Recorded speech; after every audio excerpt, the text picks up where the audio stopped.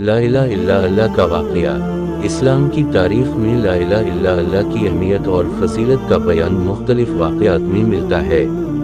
ایک ایسا واقعہ ہے جو ہمارے ایمان کو مضبوط کرتا ہے اور ہمیں یہ یاد دلاتا ہے کہ توحید کا پیغام کتنا قیمتی ہے۔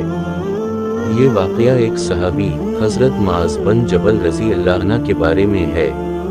ایک دفعہ حضرت معاذ بن جبل رضی اللہ عنہ نبی علیہ السلام کے پاس آئے اور پوچھا، یا رسول اللہ، مجھے کوئی ایسا عمل بتائیں جو مجھے جنت میں داخل کر دے اور دوزخ سے بچا لے۔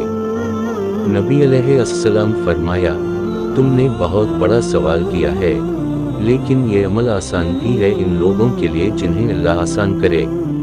اللہ کی عبادت کرو، اس کے ساتھ کسی کو شریک نہ ٹھہراؤ، نماز قائم کرو، زکوٰۃ دو، رمضان کے روزے رکھو اور حج کرو۔ پھر نبی علیہ السلام نے فرمایا، کیا میں تمہیں ان سب کی اصل نہ بتاؤں؟ حضرت معاذ بن جبل رضی اللہ عنہ نے عرض کیا، ضرور یا رسول اللہ۔ آپ علیہ السلام نے اپنی زبان کو پکڑ کر فرمایا، اس کو روک کر رکھو۔ حضرت معاذ رضی اللہ عنہ نے عرض کیا، یا رسول اللہ، کیا ہم اپنے کہے ہوئے الفاظ کے بارے میں بھی پکڑے جائیں گے؟ آپ علیہ السلام فرمایا، تمہاری من تمہیں کھوئے، لوگوں کو جہنم میں اندھے منا صرف ان کی زبان کی کٹی ہوئی فصل ہی تو پھینکے گی۔ یہ واقعہ ہمیں یہ سکھاتا ہے کہ توحید کی تعلیمات، لا الہ الا اللہ کا اقرار اور زبان کی حفاظت کتنی اہم ہیں۔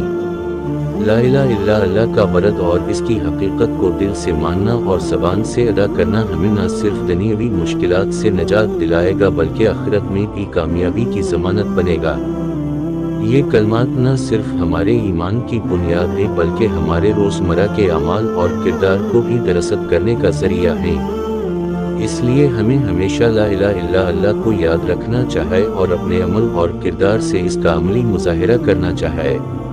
اگر آپ کو ہماری ویڈیو پسند آئی ہے تو براہ کرم ہمارے چینل کو سبسکرائب کریں اور ویڈیو کو شیئر کریں۔ آپ کی حمایت ہمارے لیے بہت اہم ہے۔ شکریہ۔